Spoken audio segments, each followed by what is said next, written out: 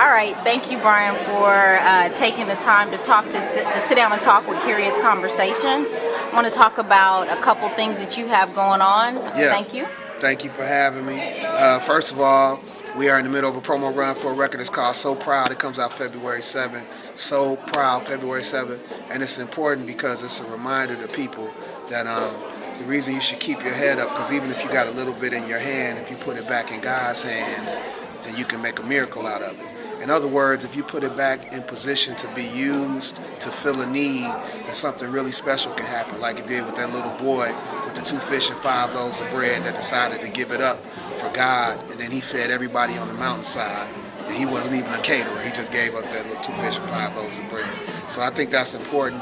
That's what we're trying to bring to the table, and I think everybody has something of value to bring to the table to build out a community, to make a community work.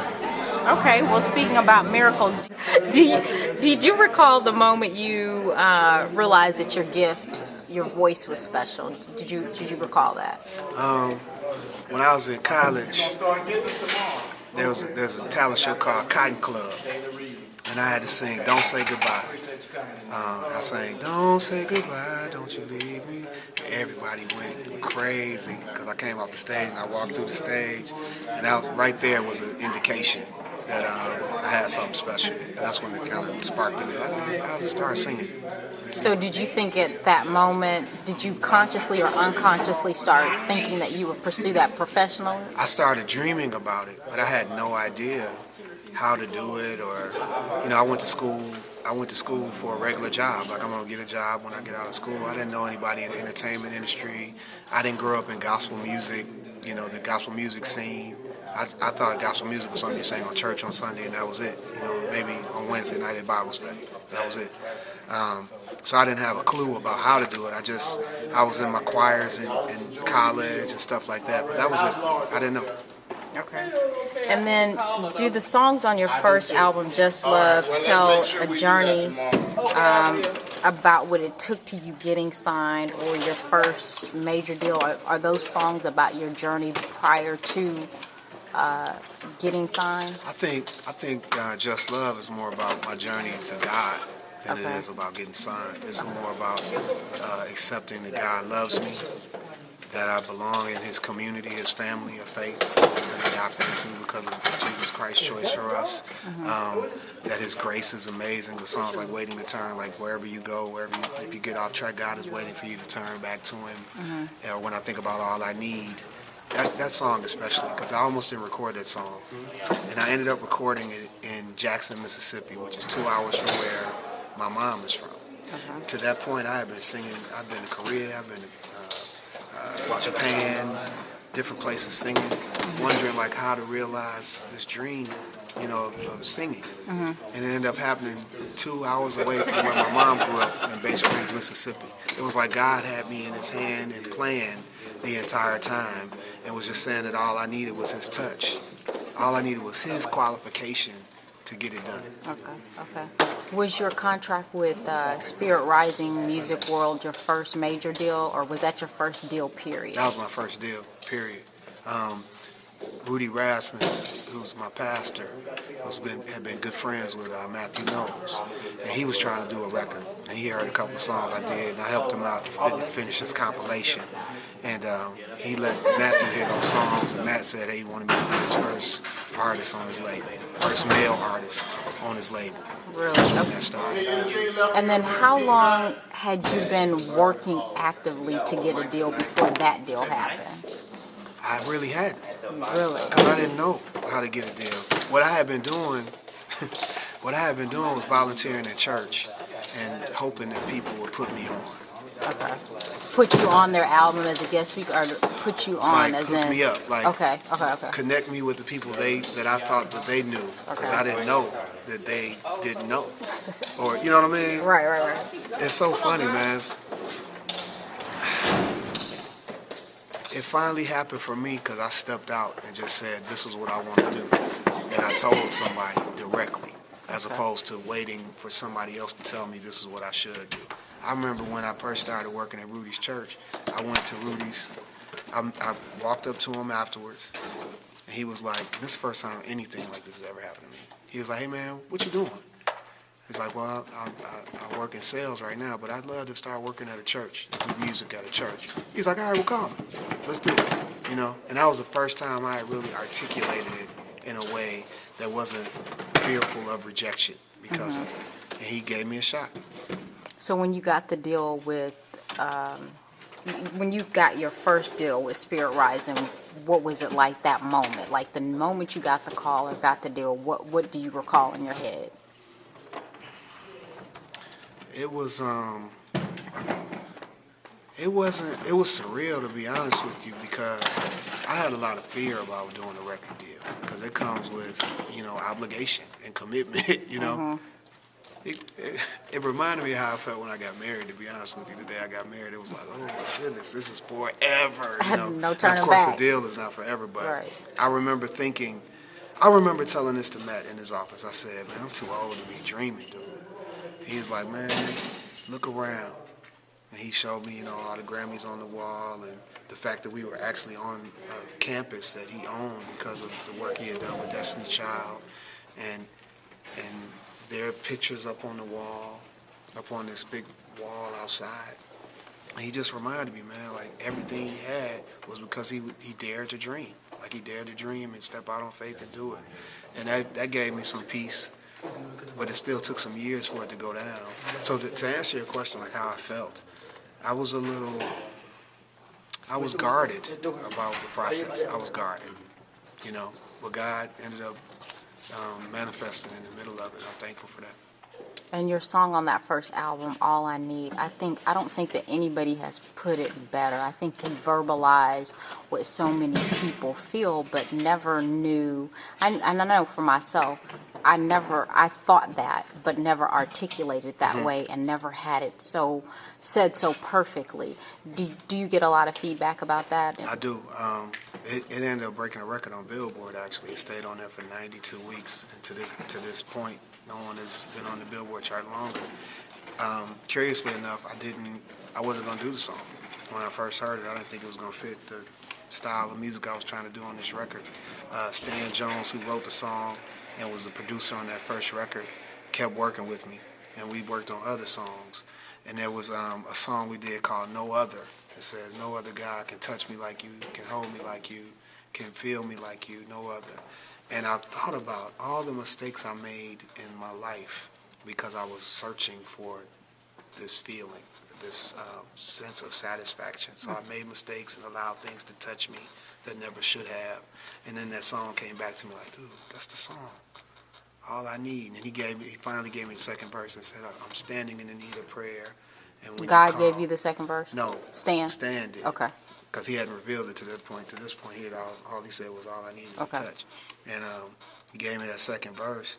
And when I say we one-taked it in the studio, it was amazing. And the people in the studio were crying, and they kind of got it in a way that I didn't get even. It was just like God was kind of speaking through me in the studio and kind of showing me the way we wanted to do it. And it blew me away. I'm just glad people were able to connect with it. Speaking of Stan giving you that second line, how important is it for you to reach back and help somebody else or give somebody a word of advice or encouragement?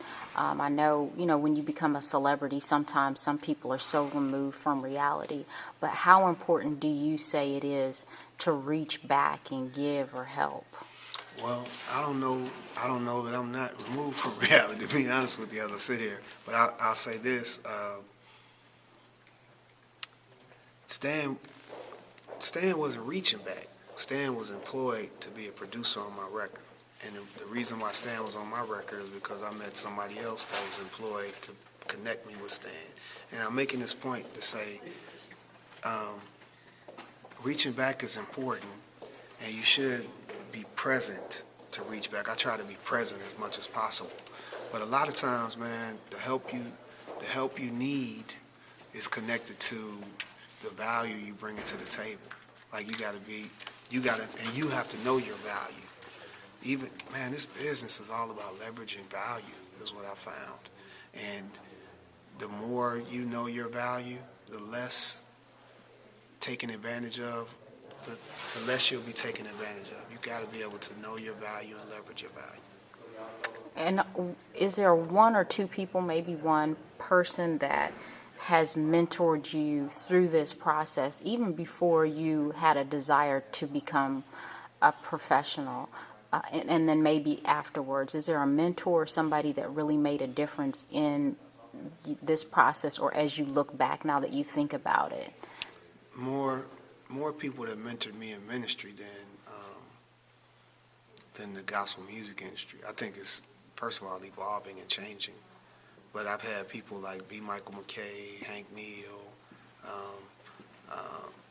and different pastors, Robert Johnson, Rudy Rasmus, that just, they gave me their take on ministry, and that's informed the way I see it now. Kirby John Caldwell's another one. Like, he showed me how the church is connected to everyday life in a way that I didn't really get in Chicago. But when I came to Houston and I saw how he was integrating what we believed about Christ into our everyday life, it really made a difference. And is there one unsuspecting person that gave you a nugget in life? You may not have realized the nugget then, but maybe, and again, maybe not in ministry. It could have been a homeless person, or it could have been somebody in school, just that gave you a nugget that you still hold on to.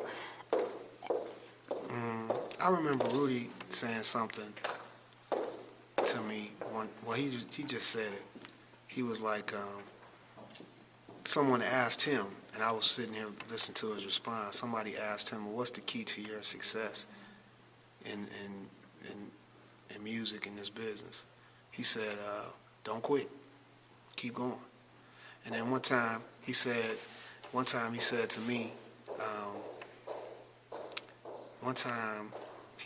man, if you don't believe it, nobody else is going to believe it. You got to believe it before anything. So those two things in particular kind of stood out to me. And I'm sure there have been others.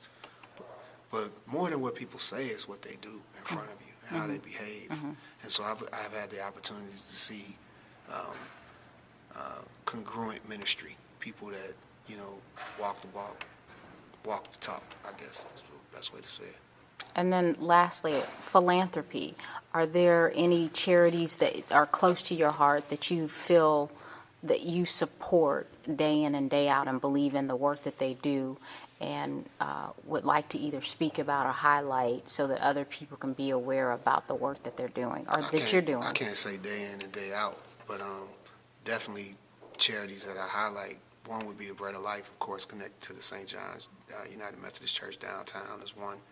And then I was fortunate enough to connect with Bethel's Place.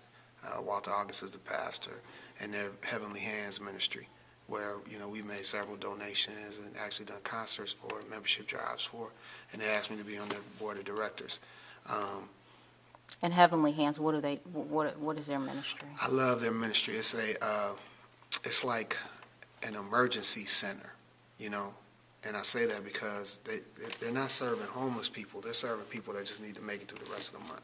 Like if you come out here, we can get you some groceries, we can get you some clothes, so you can make it and get back up on your feet. Bread of Life is a little different because they serve people that are on the street. Like right now, it might be on the street for a while.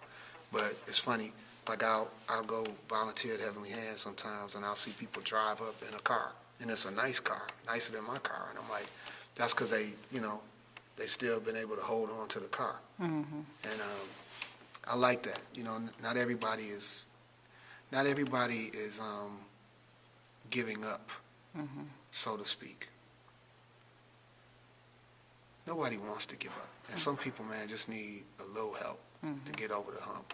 Just a little help to get over the hump. Right. Well, thank you. I appreciate it. We will have this posted on Curious Conversations. Brian Courtney Wilson. And then your album that's coming out, So Proud. February 7th. Go get it. You can actually pre-order it right now, too, on Amazon.com and iTunes. But definitely go get that record. It's called So Proud. And it's about us, the type of people that just keep believing, regardless of circumstance, that God is going to answer his promise. And do you have a website? Go to www.briancourtneywilson.com, and then holler at me on Twitter. It's B. Courtney Wilson. All right. Thank you. All right.